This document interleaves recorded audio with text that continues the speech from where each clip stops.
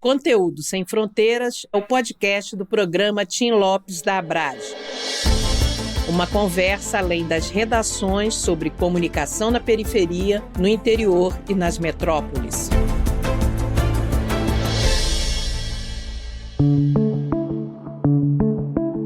E estamos aqui mais uma vez com o nosso podcast, que é Conteúdo Sem Fronteiras. Hoje a gente vai falar sobre desinformação. Como é que a gente pode combater a desinformação e também sobre o trabalho do Legislativo, que muita gente não conhece. O que acho faz um deputado? Para que serve um vereador? Nós vamos esclarecer tudo isso com alguns convidados muito especiais. A gente convidou a Marina Toes, da Transparência Brasil, o Oswaldo Lopes e o Michel Silva, do Fala Roça. A Marina é gerente de projetos do Transparência Brasil, é formada em jornalismo pela Universidade de São Paulo e especialista na Lei de Acesso à Informação. Anteriormente, ela foi gerente executiva da Abrage, secretária executiva do Fórum de Direito de Acesso a Informações Públicas. O Oswaldo Lopes é formado em jornalismo pela Unicarioca. Ele foi bailarino por 7 anos no Centro de Movimento Débora Coker. Trabalhou como produtor de elenco para diversas produtoras de audiovisual carioca. Ele é amante do samba, como eu. Estou apaixonada pelo samba também. E leva consigo acadêmicos do Salgueiro, esse é um problema, e acadêmicos da Rocinha na alma e no coração. Ninguém pode ser perfeito, mas o Oswaldo mora no meu coração. Michel Silva é cofundador e editor-chefe do Fala Roça. Ele é formado em jornalismo pela PUC do Rio, é cria da Rocinha, adora circular pelas favelas da cidade para fazer redes e adquirir conhecimentos e experiências. Ele passou pelo Instituto Moreira Salles, Record TV Rio, The Guardian, Data Lab e ajudou a fundar o Favela em Pauta. Hoje ele está fazendo uma pós-graduação em jornalismo investigativo pelo IDP.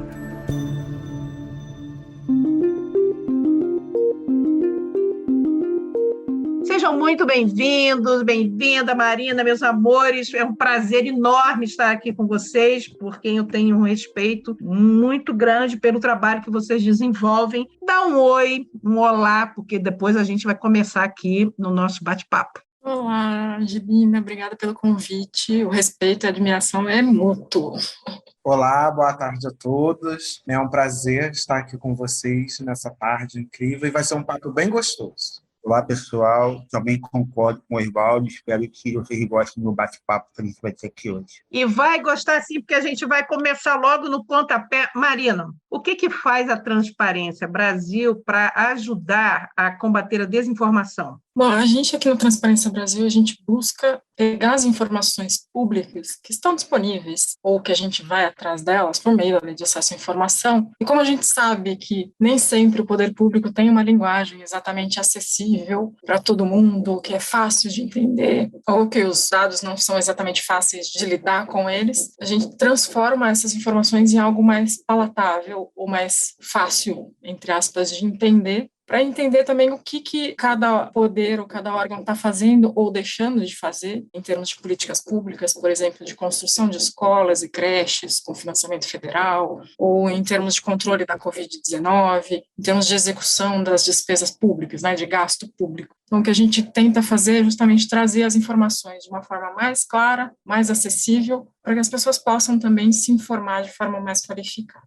E a gente está falando de como informar as pessoas, né? O Fala Roça, ele tem feito um trabalho muito bacana já há uma década e eles trocam muito informações entre os moradores e tem um projeto muito interessante agora que eu queria que o Michel e o Oswaldo falassem sobre quais são as dúvidas, né, que os moradores têm a respeito do trabalho mesmo, né, das autoridades do Legislativo. Durante os trabalhos de jornalismo na Rocinha, a gente percebeu que os moradores estavam tendo muitas dúvidas sobre o executivo, o legislativo, a política de modo geral. E aí a gente se reuniu pensando num projeto que fosse viável, tanto economicamente, mas também de forma prática, que fosse um projeto que fosse fácil de fazer, né? E que também envolvesse o morador de alguma forma. E aí surgiu a ideia de criar uma sequência de vídeos educativos chamado Morador Pergunta, Morador Responde, que a gente convida os moradores para enviarem perguntas em vídeo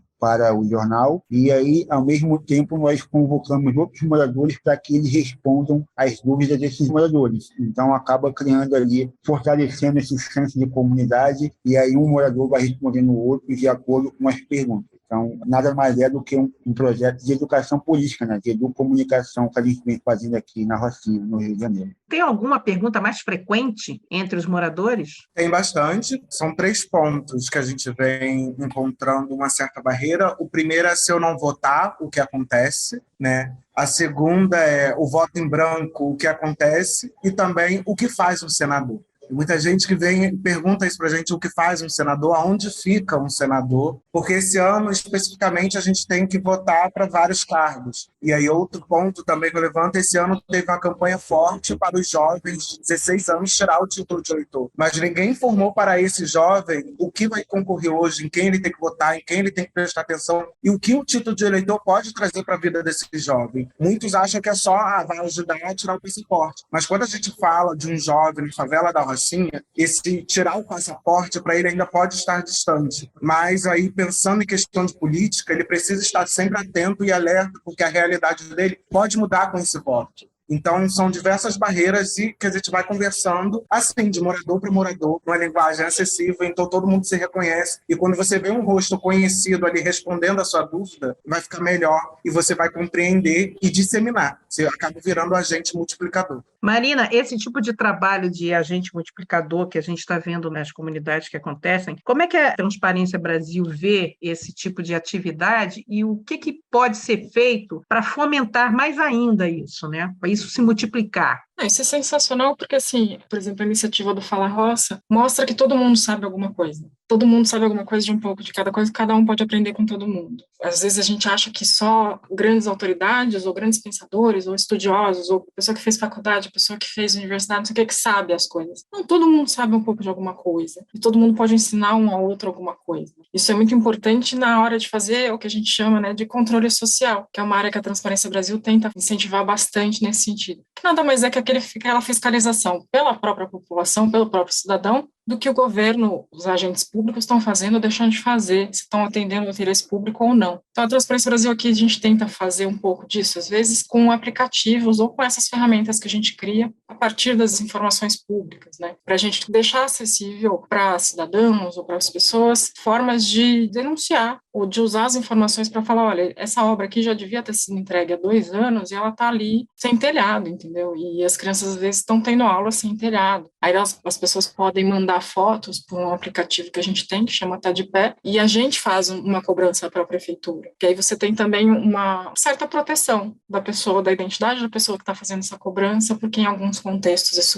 uma cobrança dessas pode ser perigosa ou pode ser constrangedora para o próprio morador. Então a gente tenta fazer também, incentivar isso e justamente dar formas, ferramentas para as pessoas também tomarem essa mesma iniciativa. Às vezes algumas pessoas não sabem como é que denuncia, ou para quem que reclama quando tem alguma coisa errada, ou quando testemunha algum ato de corrupção, vou denunciar para quem? Quem que eu procuro? Como que eu faço isso? Eu só tenho que escrever com aquela linguagem toda pomposa, eu posso fazer uma linguagem melhor, eu posso só falar. Então a gente também tenta dar esse suporte, assim. Oswaldo e Michel, vocês percebem isso também aí na Rocinha? Há uma desinformação além não só do trabalho do que faz um senador, para que serve um senador, para que serve um vereador, para que serve um deputado, mas também existe, às vezes, o receio de não estar capacitado o suficiente para indagar, para interromper, sei lá. Como a Marina falou, uma das coisas que eu acho assim absurdas, por exemplo, se você quiser acompanhar a execução de um orçamento, é uma linguagem tão enlouquecida que o cidadão não consegue acompanhar, né? E isso cria várias barreiras, né? Você não consegue ter acesso a informações públicas. Eu acho, Angelina, que pelo fato dessa crescente desinformação, acho que a gente tem que separar da seguinte forma: as pessoas estão mais preocupadas nesse momento se elas vão ter um prato de comida na mesa, se ela vai conseguir colocar o filho na escola. Então, elas não estão muito atentas a esse contexto da desinformação. Elas mesmas acabam contribuindo com a própria desinformação, compartilhando conteúdo que desinforma pelas redes sociais, né? Pelo WhatsApp, por exemplo, a gente vê muito isso. Agora, tem um outro fenômeno também que, principalmente na Rocinha, as pessoas, quando elas encontram algum problema social, elas diretamente mandam para o jornal. O correto seria encaminhar para o órgão público, que é o responsável por fiscalizar, né, esses problemas sociais, não só os órgãos públicos, públicos, mas também os vereadores que são responsáveis por fiscalizar também essas situações. São os moradores que encaminham esses problemas para o jornal e o nosso papel aqui, claro, é informar a população e a gente também faz o papel de apontar os caminhos, os órgãos responsáveis para que as pessoas possam encaminhar essas demandas. Agora, eu acho que com muita falta, assim, de uma educação política dentro das escolas, sabe? Porque eu, por exemplo, nasci e criado na favela, nunca tive acesso a uma educação política dentro das escolas, né? De saber o que faz um senador, do que faz um deputado. Então, eu acho que isso contribui também para que as pessoas continuem votando de forma errada nesses candidatos que muitos deles não agregam em nada para a favela, sabe? E aí eu também vou pegar um gancho na fala do Michel, que aí são dois pontos muito interessantes. Tem isso, do morador ver o jornal local como uma referência e como ponte para o meio externo, porque também a galera está um pouco desacreditada já da política brasileira no geral. As falsas promessas que sempre circulam, sempre voltam e tudo isso, e a favela da Rocinha, né, com suas quantidades enormes de habitantes, às vezes só é lembrada em período eleitoral. Então, o Fala Roça aqui na Rocinha acaba fazendo um pouco do trabalho do governo. Em muitos momentos, como na pandemia, a gente teve que parar toda a parte jornalística para ir para a rua distribuir cesta básica. Não tinha como eu chegar para entrevistar uma senhora em casa e o filho dela está chorando lá. Então, para essa pauta, para tudo que a gente está fazendo e vai fazer o trabalho do governo. O governo que se faz ausente durante 4 anos e aí só chega lá na hora que mais precisa, entre aspas, na hora que ele quer. E aí, outro ponto que o Michel levantou, ele também sou nascido e criado na favela da Rocinha, mas o Michel sempre estudou na Rocinha e eu estudei em escolas públicas, mas fora da Rocinha. Então é interessante ver como a educação, querendo ou não, ela é um pouco seletiva, porque eu estudando fora, eu sempre estudei no colégio público, no Colégio Municipal Pedro Ernesto e Joaquim Nabuco. Pedro Ernesto fica ali na Lagoa, Joaquim Nabuco fica em Botafogo, e são 2 colégios que eu tive aulas de política pública. E aí eu aprendia lá e conversava com meus primos em casa. Então, eu aprendi um pouco que era o deputado estadual, que era um senador, porque a gente fazia esses debates em sala, um debate coletivo, os professores sempre traziam isso. Agora, por que não essa metodologia também não funciona no morro? Será que a gente não é capaz de aprender? Será que ninguém ensina a gente desde sempre, desde pequeno? Ou só querem cobrar a gente quando a gente tiver 16 para tirar o título de eleitor? Marina, quando ele fala nessa questão de educação, de políticas públicas, você participou de uma série de vídeos também que o nosso colega Marcelo Moreira ele me repassou, falando sobre a importância do legislativo e levando para a TV, né? Passou mais em Minas, a importância e o que faz, né? Para que serve esse legislativo?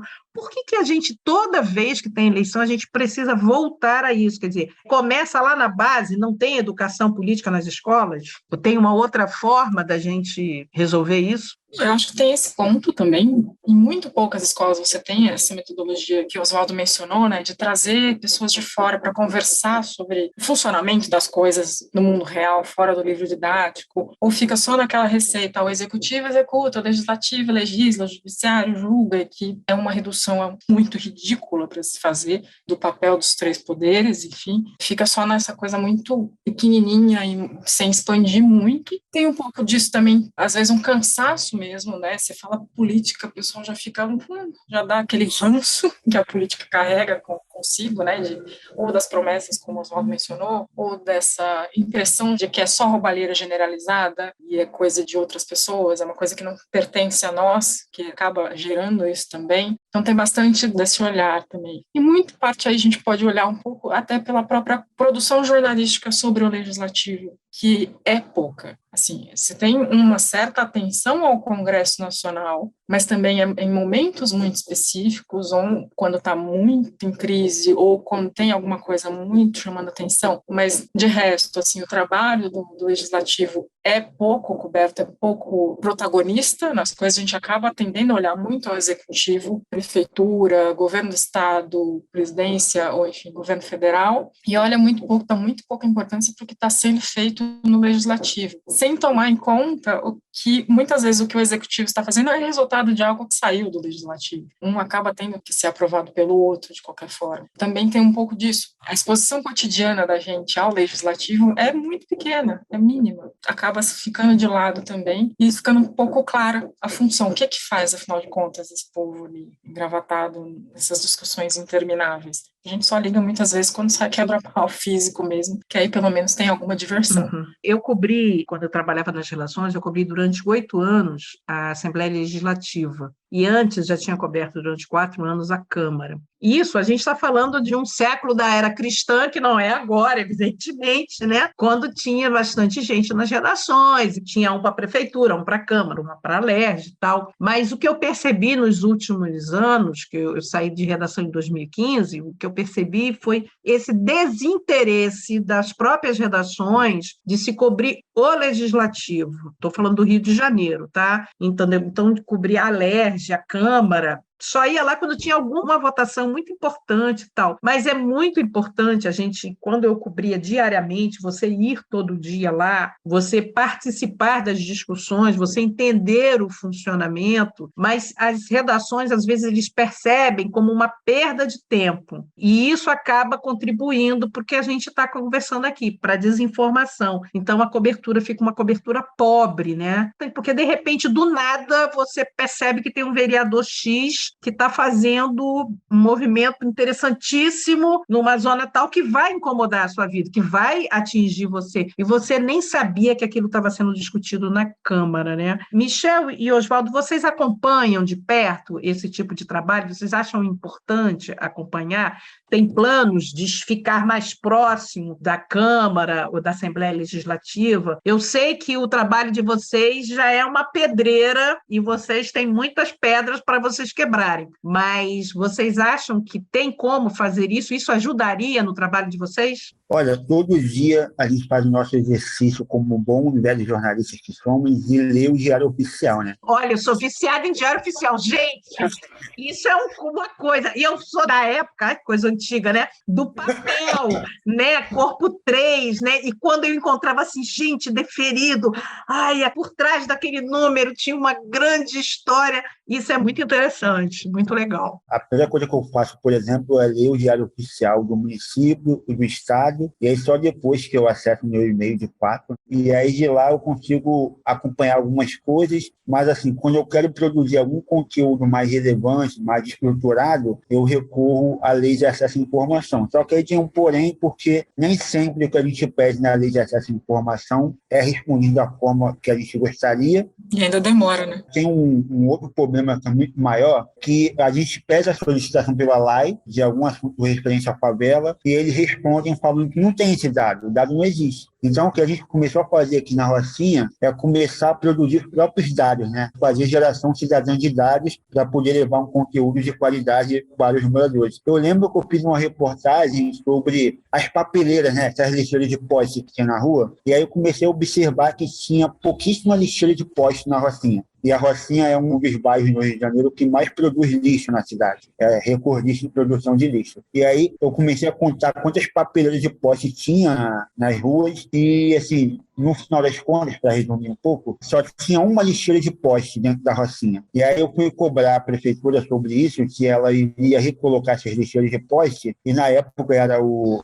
se eu não me engano, Marcelo Crivella, né? Prefeito Marcelo Crivella. E eles falaram que não iam recolocar as lixeiras porque tinha um custo de manutenção muito alto. Em seguida falou que não colocaria mais porque os próprios moradores roubam as lixeiras para usar em churrasco, para usar as lixeiras como balde de gelo. E aí é isso, assim, pedir dados pela LAI é muito difícil, e aí a gente acaba recorrendo à própria geração cidadã de dados como uma forma de combater a desinformação. Isso daí é uma coisa engraçada, né? Essa coisa de não produzirem dados, ou o poder público não produzir dados sobre políticas públicas que ele deveria implementar, ou que ele implementa, e, portanto, ele não tem um controle qualificado dessa política pública. E, ao mesmo tempo, é genial que vocês tenham tido essa iniciativa de não, ok, o governo não produz dados, ou o poder público não produz dados, nós vamos produzir os dados, e aí nisso vocês também contribuem com o tal do controle social também. Mas é inacreditável, porque a gente está falando do Rio de Janeiro, não é uma cidade pequena, a gente está falando da Rocinha, não é um lugar qualquer também, não é uma coisa desprezível nenhuma. E você não tem dados sobre uma coisa muito simples e muito básica, que é a coleta de lixo. É absurdo. E, Marina, você que sabe bastante sobre essa questão da lei, por que a demora existe? Por que as informações levam uma encarnação para chegar? Por quê? Uma parte tem isso, né? Tem uma brecha, digamos assim, uma possibilidade que a lei abre mesmo, que o prazo que a lei estabelece para a resposta é 20 dias, que pode ser prorrogado por mais 10. Então, assim, em alguns órgãos a gente vê mesmo que o pessoal só deita e espera acabar os 30 dias, porque, eu tenho 30 dias, por que eu vou me dar o trabalho de responder diretamente, né, imediatamente, embora a lei diga que se a informação está disponível, o órgão público tem que responder imediatamente. Imediatamente, na linguagem do poder público, pode ser um dia ou dois. E tem casos esses, em que os caras vão ali se virar nos 30 para tentar achar a informação, porque eles nem sabem se existe ou não. Então, isso vai demorar um tempo, o pessoal vai cavucar ali, óbvio, confiando na boa-fé de quem está do outro lado. Mas vai cavucar ali para ver se tem mesmo dado, e para descobrir que não é produzido. Ou você tem casos em que o pedido, às vezes, ou a informação não está para eles próprios lá dentro facilmente acessível. Então, vai levar um tempinho para o cara puxar ali os dados ou fazer a preparação dos dados que você pediu para entregar. E tem essas possibilidades. E, claro, sempre tem aquela possibilidade do cara estar na má-fé mesmo e não vou segurar aqui que tiver e dar um jeito aqui de não fornecer a informação.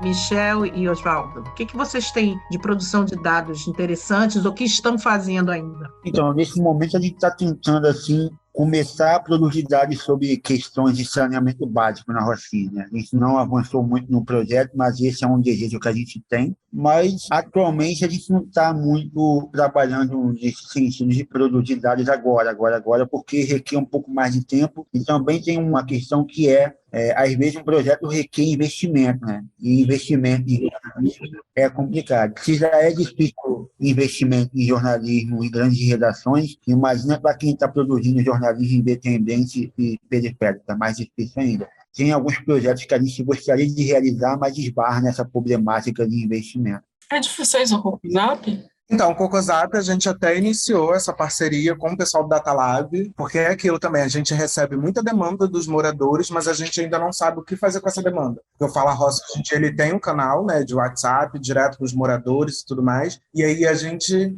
fica sempre nesse impasse um pouco. Então, a gente está com a galera do DataLab, a gente pediu o auxílio deles no Cocosap para começar a elaborar, porque a luta de saneamento básico na Rocinha é mais de 50 anos. A Rocinha foi decretado bairro em 93, está lá no Estatuto Pereira Prazo. Mas desde então, ela não é tratada como um bairro, apesar de estar entre Gávea e São Conrado. Muito bem posicionada geograficamente na cidade, você está falando de mais de 150 mil habitantes, você está falando em ano eleitoral do maior polo de votação da Zona Sul.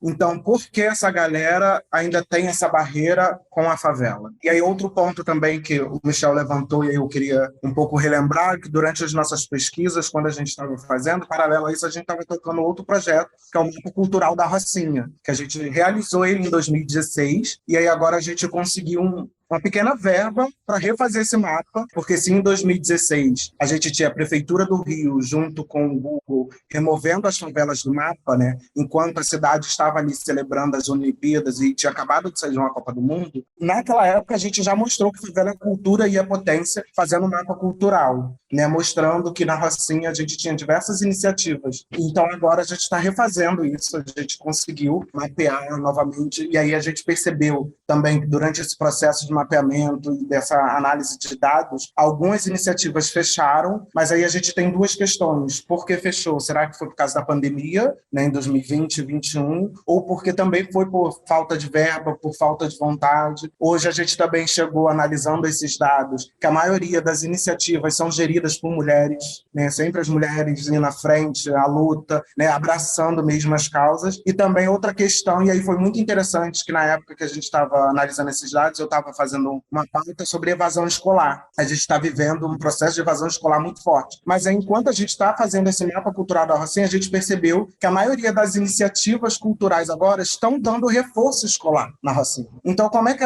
o Estado está falando que está passando por um processo de evasão escolar, enquanto na Rocinha está surgindo mais reforço escolar? Então, a gente está nesse processo de analisar e procurar entender aonde está faltando a presença do Estado, aonde está faltando a vontade da iniciativa privada, aonde o jornalismo pode ajudar. E é isso, são mais perguntas do que respostas. Eu vou complementar o Evaldo. Eu lembrei agora de uma reportagem que eu fiz pelo Favela em Pauta em 2017, 2018, que era, eu peguei os dados da prefeitura sobre as creches comunitárias filantrópicas conveniadas com o município do Rio de Janeiro. E aí eu queria saber, eram cerca de 160 creches conveniadas com a prefeitura. E aí eu queria descobrir quantas dessas creches estão localizadas dentro de favelas do Rio de Janeiro. Dentro das favelas tem um movimento muito antigo, que é o movimento das crecheiras, né? Que são as creches que surgem dentro das favelas para suprir a demanda na área de educação. E aí dessas 160 creches conveniadas no município do Rio de Janeiro, pouquíssimas eram dentro de favelas do Rio de Janeiro. E aí quando você começa a percorrer as favelas, você começa a ver um monte de creche comunitária que não tem nenhum tipo de apoio da prefeitura ou do governo e que depende de doações ou de pequenos pagamentos das mães, dos pais das crianças, né? Então, eu consegui constatar que a maioria das creches conveniadas com a prefeitura estão fora das favelas, sendo que há uma necessidade muito grande de apoio governamental para essas creches. E aí, agora que eu lembrei que o Oswaldo falou dessa questão do reforço escolar. O que a gente está percebendo aqui é que o governo não sabe nada sobre a Rocinha, é isso, né? Não sabe nada, ou sabe apenas o que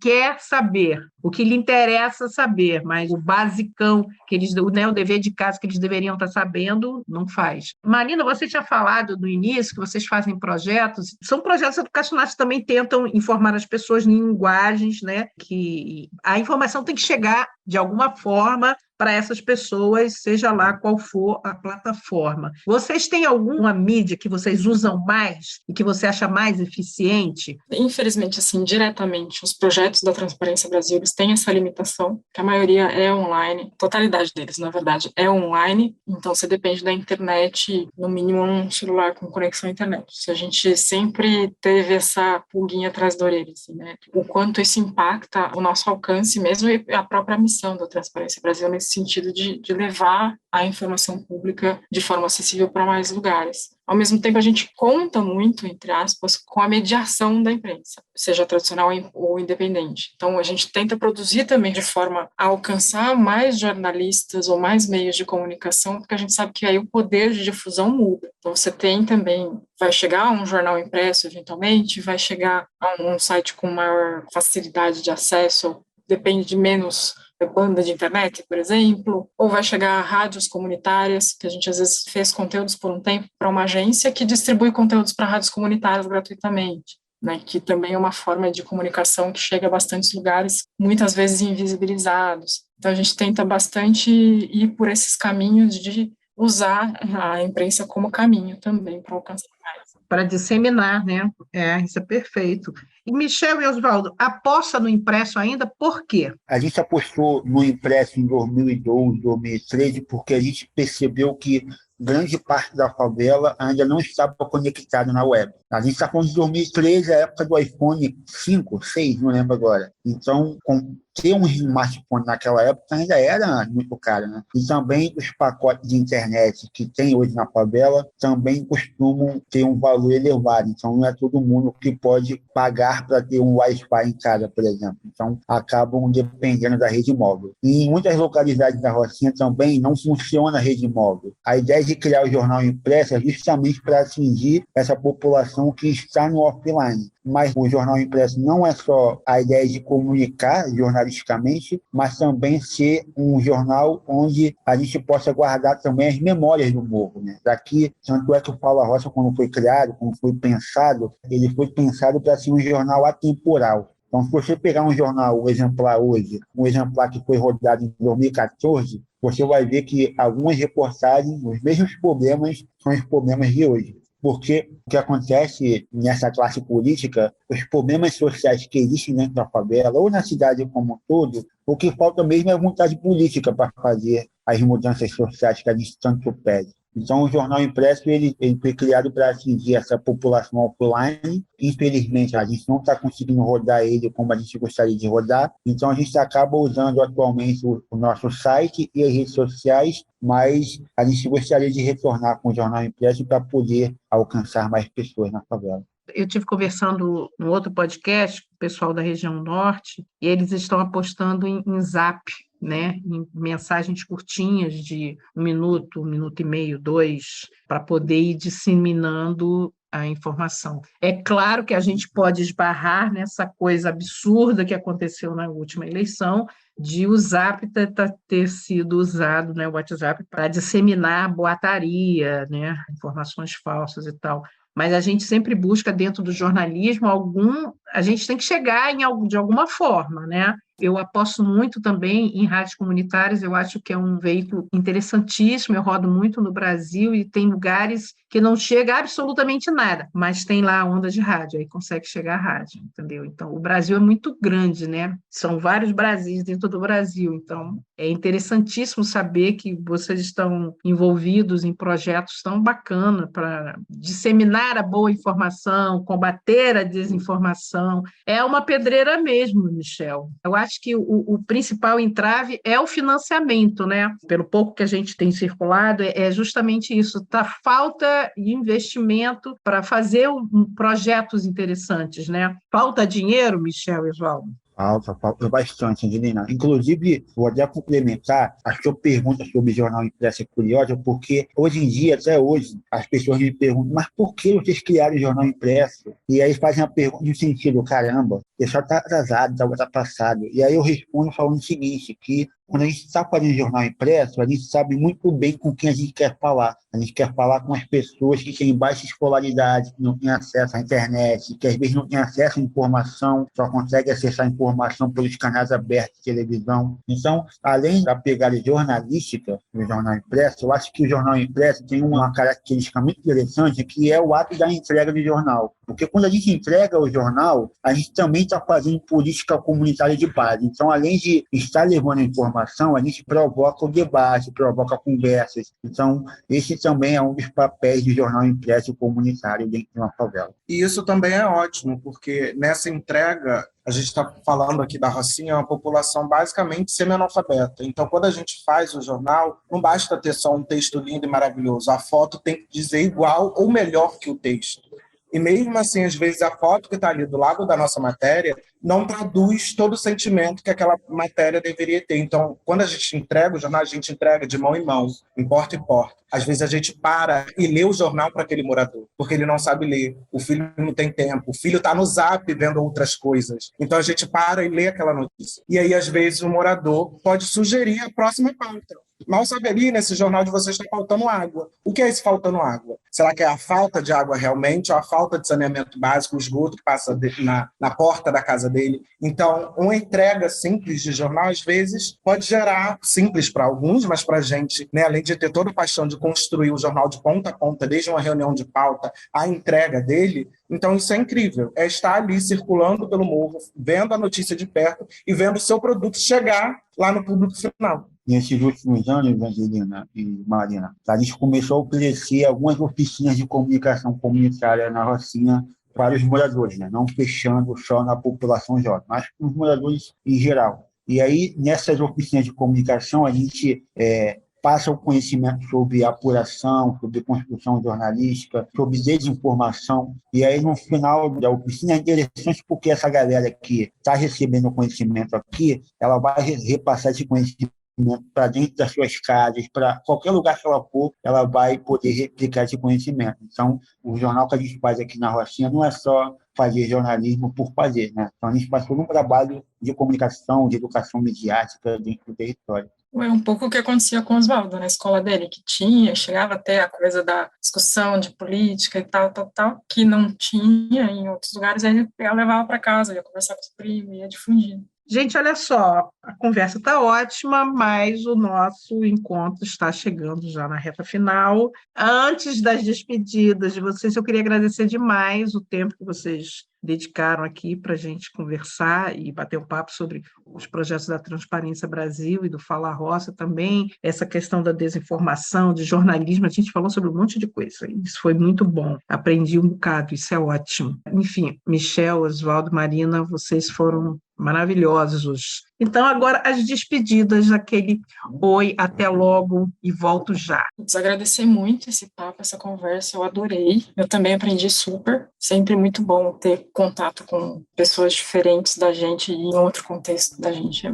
sempre uma troca super, super rica. E acho que também deixar a gente falou um bocado do legislativo por aqui e tal, é deixar um pouco isso, assim. O legislativo, por menos coberto que ele seja, por menos exposição que a gente tenha a ele, contato que a gente tenha a ele no dia a dia, ele é um braço super, super importante das políticas públicas, de tudo que a gente tem ou deixa de ter. Então, quem está lá é responsável ou tem um dedinho ali para aprovar o orçamento, então decidir se o orçamento vai mais para construção de estrada ou se vai para saneamento básico ou se vai para programas sociais, né? Inclusive as emendas que os parlamentares propõem aí depois. Ele é super, super importante também para regulamentar certas coisas que estão aí sem eira nem beira, sem dono, sem rumo, para discussões também, para trazer discussões, para ouvir a sociedade, ouvir as nossas demandas, o que a gente acha que é prioritário ou não, o que eles devem fazer ou não, porque afinal de contas eles estão lá para representar a gente, cada porção do território. Então é importante escolher os que vão estar mais alinhados com as nossas demandas ou com os nossos interesses, ou que sejam mais parecidos com as nossas ideias ou com os nossos interesses que vão ser defendidos ali, ou que vão ser determinados ali. E também é obrigação deles, e é uma coisa que eles mesmos esquecem de fazer muitas vezes, que é fiscalizar o executivo,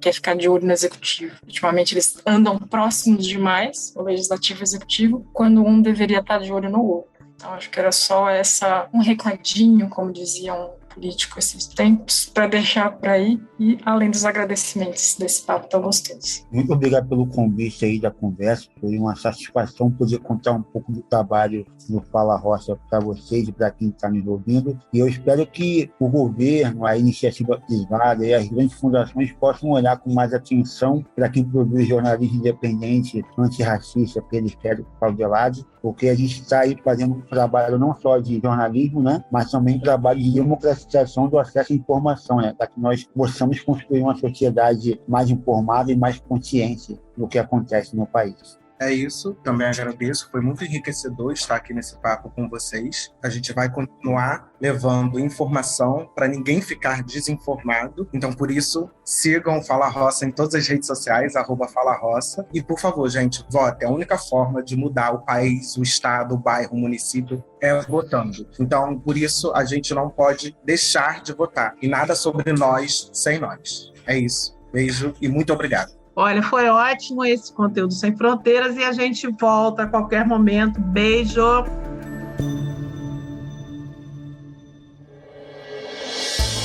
Conteúdo Sem Fronteiras tem roteiro e apresentação de Angelina Nunes, a produção e identidade visual de Heloísa Fortes, a edição de áudio e sonorização de Nathan Kleiman, da agência Miragem.